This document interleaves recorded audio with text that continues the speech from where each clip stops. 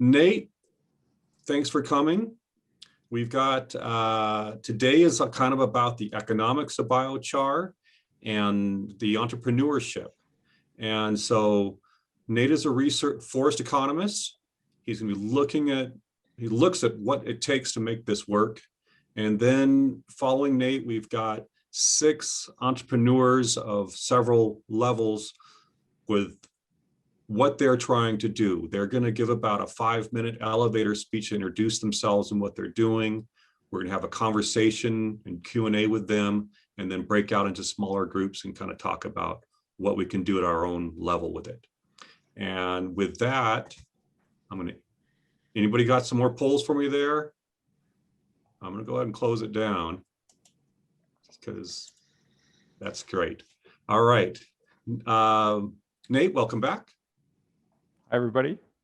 It's great to be here. Thanks for joining us this morning. And Chris, you should be seeing my slides. Is that? It all came up very well. We're good to go. Great.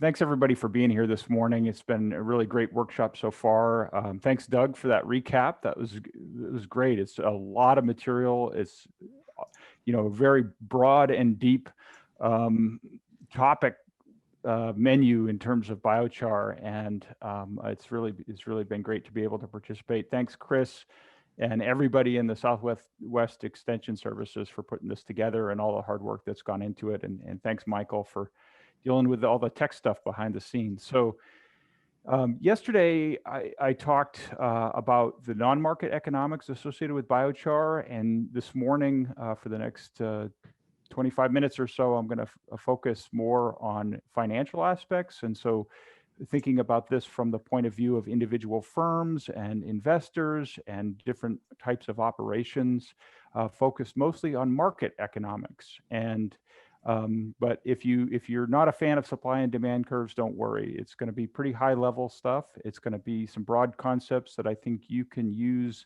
in whatever type of operation you're thinking about, whether it's a small scale, personal kind of backyard, back 40 operation, or thinking about a much larger scale investment. And so hopefully those broad concepts will be portable to any format.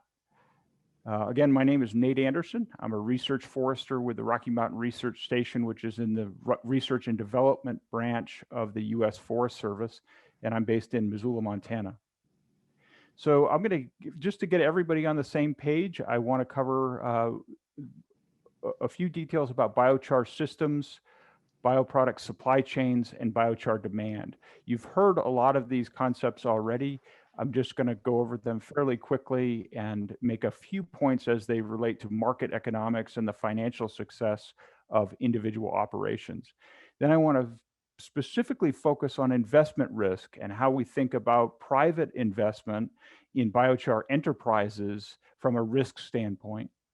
And then highlight some of what I think are some of the competitive advantages in the Southwest with regards to forest biomass in particular as a feedstock, scale and co-location with fuel treatment and also other industry and downstream enterprises, specific products and markets, and then public policy. So I'll stitch this back together with non-market economics as it relates to different policy levers we might be able to pull to incentivize and kind of connect the dots between private investment in biochar enterprise and some of the public benefits that we receive. I have a few take-home messages for you, and then we'll have plenty of time today for questions and discussion and breakout groups later. So I'm really looking forward to that. So before I get into the material, I just want to thank all of the partners we've had on these projects. A lot of what I'll share with you today is really driven by pretty deep and lasting partnerships. A lot of those partnerships have been funded by the USDA through the National Institute of Food and Agriculture, including these 4 large projects that I've been involved with, through the U.S. Forest Service. And then we really have a lot of university partners, including faculty and staff, postdocs, graduate students. And then the private sector investment, a lot of what I'm going to show you is absolutely impossible to research from a research standpoint without industry and NGO collaboration. So If you haven't seen this model, I think this is a really great example of this triple helix model of innovation. Industry has their needs and their expertise and everything they can bring to the table. Universities have a different set of skills and aptitudes and assets on hand, and then government has this role to play that's different in some ways from those other two, and we can kind of blend this all together in these partnerships to kind of maximize and power up innovation, and in this case, innovation in the biochar, bioenergy, biofuels, bioproduct space. So most of you are already familiar at this point in the workshop with this idea, but I want to hammer it home that we are really dialed into the soil benefits of biochar. It's a fundamental aspect, kind of the definition of biochar compared to other carbon products and charcoal products is the soil benefits that we receive. I also want you to remember pretty much always that biochar systems have a waste management component, and I'll talk more about that. We often want to leverage feedstocks that are that have this aspect of waste management to them in different contexts. Many of the conversion systems that produce biochar either produce heat or power or heat and power or a liquid fuel product or some energy co-product. And so renewable energy tends to be pretty tightly bound to biochar systems. And then certainly carbon sequestration. Carbon sequestration is a major outcome of this cycle. And so think about all four of those. And if we can capitalize in an industry context or an enterprise context on all of them, we'll be better off than if we can just capitalize on one of them. And so keep that in mind. Another point I want to make about this biochar system is that forestry is really well positioned to be both a supplier of the raw material in a very sustainable way, that biomass that we need to produce biochar, and also a customer in terms of our needs for site restoration, site rehab on, say, reclaimed mine sites, improving resilience, water holding capacity, drought resilience, those sorts of things. So we can kind of tighten this loop up really nicely in the forest sector, and I'll give some good examples of that in a few moments. So another industry concept that I want to make sure everybody kind of has in their mind is this idea of a bioproduct supply chain. And you'll notice that this is the bioproducts supply chain. It's not the biomass supply chain. It's not the biochar supply chain. It's the bioproduct supply chain. And when we think about material flows, we're often starting at the left and going to the right. So we can think about the whole supply chain as biomass production, feedstock logistics, some conversion technology, distribution logistics, end use of some kind. And in each of these categories, we have different activities. And I won't go through all of these. That's not the purpose of this talk, but you get the idea. It's kind of complicated here. And when we think about material flows in the supply chain, we go from left to right. If we're a forester, we're kind of obsessed with biomass production. If we're a trucker or a logger, we might be focused on feedstock logistics. We might have a conversion technology. But everybody involved in this supply chain needs to start on the right-hand side. What is the end use? Who's the customer? What are the requirements for that customer to meet the need that they have at the far extreme right end of that supply chain? If your idea is to make biochar, put it on the market, and then the customers can figure out what they're going to do with it, that's not as viable as understanding your customer's needs, having an information flow forward and back across this supply chain, understanding those needs, those requirements, the cost structure, and trying to develop a product that meets that end use need. We can think about material flows, information flows, capital flows at each stage, and information flows, helping to guide the fine tuning of this. And then increasingly in a climate change mitigation context, we're thinking about carbon flows. Where's the carbon coming from? How sustainable is the feedstock? Where is it going and where is it ending up? What you may have heard that term cradle to grave. We're thinking about carbon in terms of our bioproduct supply chain. Another point I want to make before we get into the nitty gritty of some of the economic concepts of biochar enterprise is that demand for biochar in the market is derived demand. And what that means, that's kind of a jargony term from economics. What that means is there's no demand for biochar by itself. What the demand is actually for is some utility associated with some other product. So we're thinking about strawberries here as food, and the demand is actually for strawberries, right? Or we have a very strong demand for clean water, clean surface waters, clean drinking water. And so we may have a biochar system where the demand is for clean water, and we're trying to meet that demand with a product that helps us maintain water quality. Similarly, we have a demand for climate change mitigation moving forward to address the climate. And so we want to think about how we can meet that need. And so this concept derived demand, I think, is important to have in your mind. And here's an example of that. You know, what end uses are we having? And I have strawberries here. A lot of the talk has been about vineyard woody residues and vineyard applications for biochar. So maybe I'll change that to wine. And wine is a really nice example of the ultimate driver of demand is utility, right? We all want to be happy. So let's talk about drivers and barriers to success in enterprise.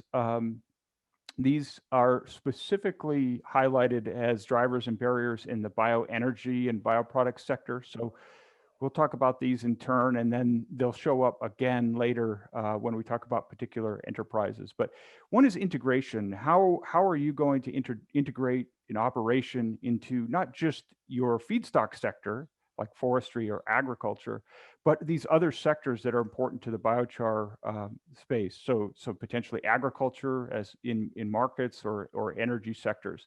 That's not always easy to cut across different sectors of the economy. Horizontal integration with other forest products companies and manufacturing. How many of those steps of the supply chain are you going to occupy as a company? Are you just going to be a feedstock company, a conversion company? Maybe you're just going to make equipment, or is it going to be more of a vertically integrated or horizontally integrated company with other types of products? And then that vertical integration. So what I was talking about, vertical integration is how many of those steps along the supply chain is your company going to occupy. Horizontal integration is how many kind of different types of enterprises are you going to house under one umbrella in terms of your operation. And so we can also think about scale. I'm going to talk a lot about this on a different slide in a moment. Economies of scale in production. How do we gain economies of scale to reduce production costs? Benefits of co-locating and cooperating across businesses of different types to improve business operations. That's business clustering, or the jargony economics term is agglomeration, economies of agglomeration. Appropriate scale in feedstock supply and then downstream markets for our products. We'll talk more about scale in a moment. Competition, we typically look at competition as a bad thing. You know, we might have barriers to entry into certain industries that prevent competition. And we want to look in a competitive environment for substitute products. How can we substitute our product for another product in the market? Price competitiveness, you know, how competitive are pricing for our products compared to others? And return on investment. So this has to do with you know, those kind of difficult aspects of competition. But we can also think about competition as providing pressure to innovate, pressure to meet our customers' needs, pressure to lower costs, pressure to increase productivity and improve product quality. These are all, when it comes down to it, good things. And they're going to be driven, again, by that right-hand side of the bioproduct supply chain. You need to know what your customer is doing and know what their needs are in order to provide the product that meets their requirements. Public policy, I'll talk a little bit more about this public policy later, but we want to think about policies that favor or disfavor bioenergy production, bioproducts, and Certainly regulations fall under that. Yesterday, we talked a little bit about air quality regulations. I think Tom Miles mentioned this in the Q&A session. Some other regulations, R&D funding, some of these other things I'll talk about in a minute. But another one I want to highlight is the importance in the public policy sector of trade organizations, of lobbying, of influencing public policy and how it's being made. And then certainly many of us have experienced this firsthand, the importance of local project support, public acceptance of our activities, information flows to the public and interested stakeholders, and then generally knowledge and awareness about bioenergy and bioproducts, including biochar. I think that awareness piece is a really important part of workshops like this one.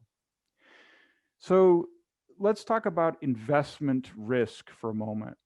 So we can think about, you throwing money in your savings account at an insured bank as being pretty low in risk, right? But it's also pretty low return on investment in terms of your savings account and its interest rate, right? So we can think about this spectrum from, low risk, low return to high risk, high return, and this environment where we potentially have risk involved to our investment. And there's a couple things we can do to improve the viability and the risk environment for biochar projects and biochar products. One is to increase the financial returns on investment. That's the y-axis here. So, we want to increase the financial return. And the other thing is we want to reduce risk.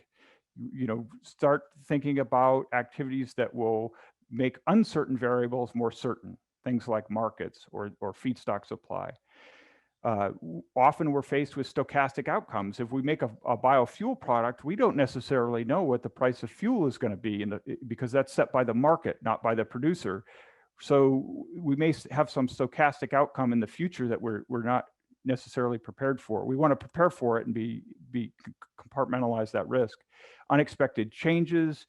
And then even in a high risk environment, we can try to minimize the severity of the impacts of that risk. So we're thinking about moving an infeasible renewable energy projects that's a low financial return on investment and a high risk of investment, which is the bottom right, to the left and up to make it less risky with a higher return on investment. And that will tend to make it more feasible. I have a biochar example for you in a moment, so I won't walk through this one, but we can think about, guaranteed access to the grid and a price premium for renewable power as helping make a renewable energy project more viable. So here's a few rules of thumb that I just want to throw out there for people to think of associated with biochar projects. When we're thinking about a low risk, high return project, we may think about some things like this. So one would be using a waste feedstock. Is there a tipping fee? Is there a situation where either we need to pay for disposal of waste, so we should use it for some other valuable purpose, or someone else is going to bring us feedstock and pay us to take it off their hands? That's a great situation. Proven technologies, so we call that nth plant in technoeconomic analysis. These technologies have been well tested and proven in the field under field conditions or under stress. Multi-product supply chains, so we have a lot of different products in the mix, co-products, heat and power, value-added products, things like that. Is there any way that we can monetize non-market benefits?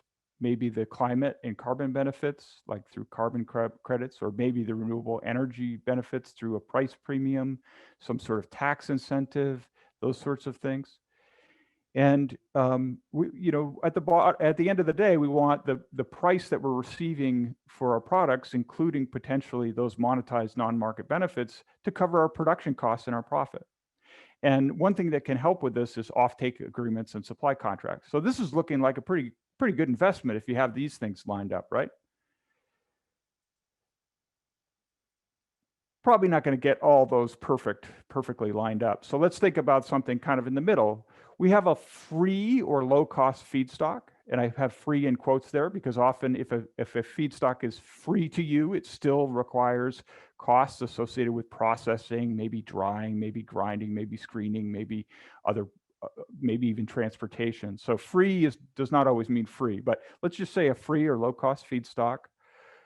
A technology that's not really mature yet in terms of the number of deployments, but has been tested, it's been pilot tested, and it's been kind of proven at a potentially a lower scale, or a prototype has been vetted and then piloted.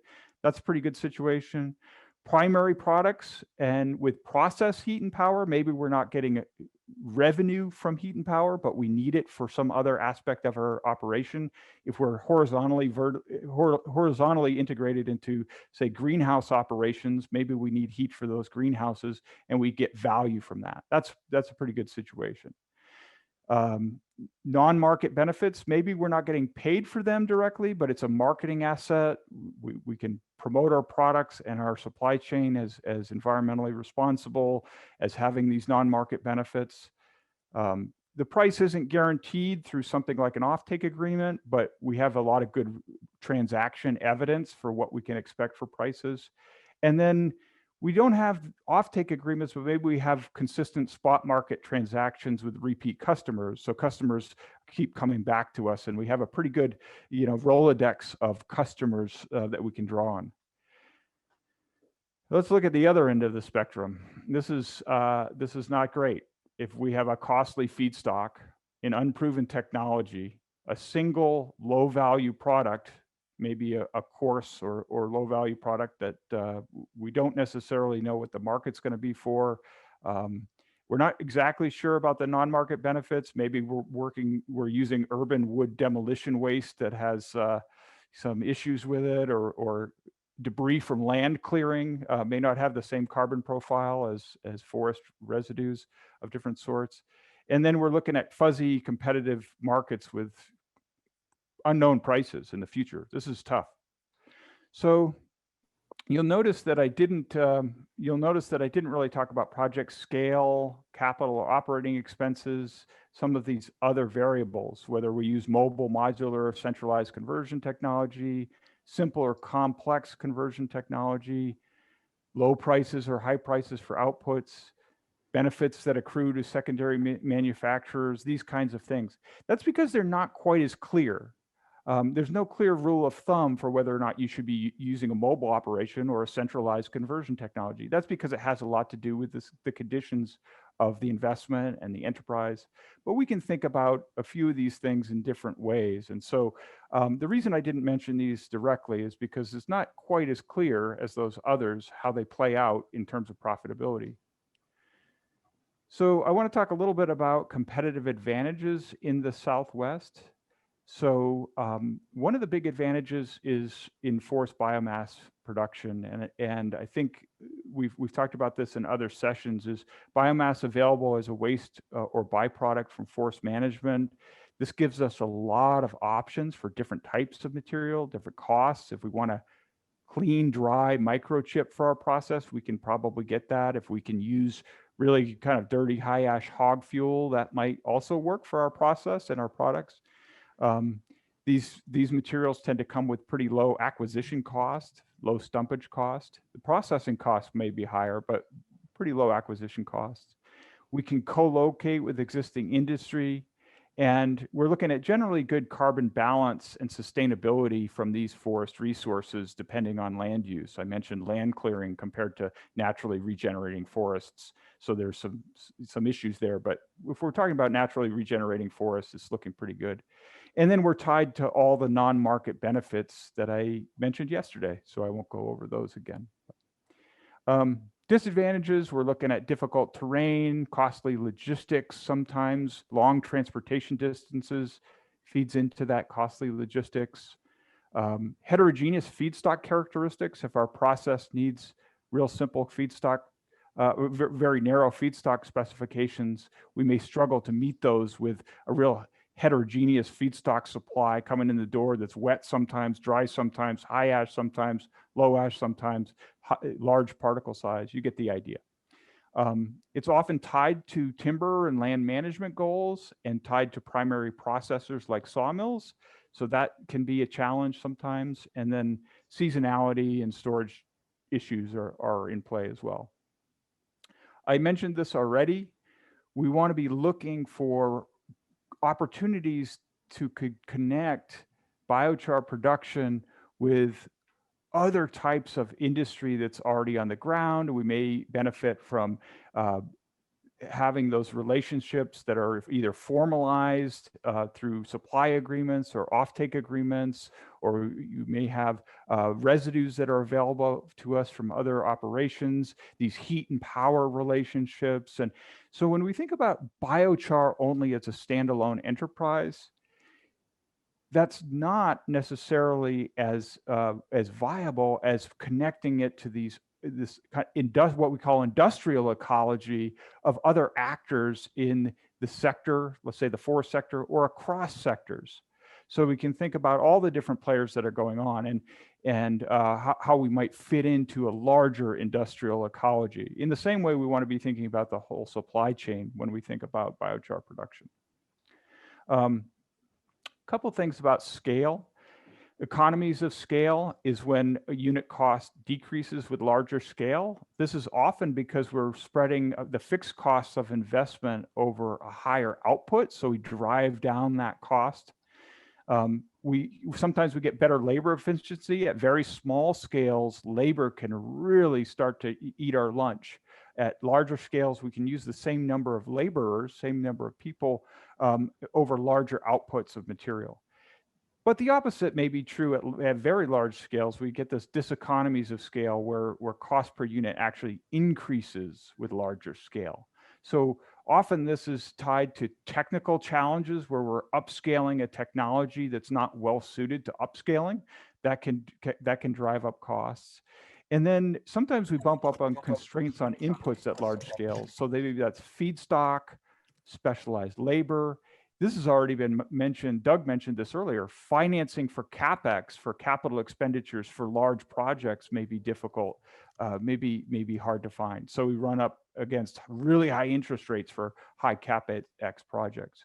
And so the point I want to get across to you is not small scale is good or large scale is good, or small scale is bad, or large scale is bad. It's that we really need to match the scale of the project to our objectives, our resources, our investment, return on investment requirements, our markets, our technologies, and our feedstocks. And the market opportunities, these have already been mentioned a lot, so I won't belabor them, but we want to look across the whole picture here in terms of the feedstock supply, land management needs, substitute products in other sectors, in wastewater, in energy, in agriculture. And these are just some of the things that have already been mentioned in the workshop. Really exciting. And if your focus is on end use, this is going to come naturally. If your focus is on how the hell do I get rid of all this biomass, let's make biochar and try to get it to people, you're not going to be seeing the big picture of the supply chain. A couple of notes on public policy. I'm running out of time here. A couple notes on public policy. Yesterday, we talked about non-market benefits. And the point was that the market prices and a lot of the financial transactions in these supply chains do not include all of the costs and benefits. And biochar has a lot of benefits that aren't included in those market transactions. And so these externalities, which in this case are what we call positive externalities, are not included in the prices of biochar, and negative externalities may not be included in the price of the substitutes. So the point is biochar may be undervalued or underproduced. And this lack of information about biochar, its life cycle, and its attributes, lack of information by customers and stakeholders can limit our market opportunities. So in public policy, we can look at different types of policies that help us move to the left and up on a biochar project. So this might be, I mentioned supply and offtake agreements, increasing the carbon value of biochar, monetizing that climate and carbon sequestration value. But there's a whole bunch of different things that we can do in the public sector through public policy to incentivize the public benefits of these supply chains and transfer some of that investment risk to public actors for private benefits.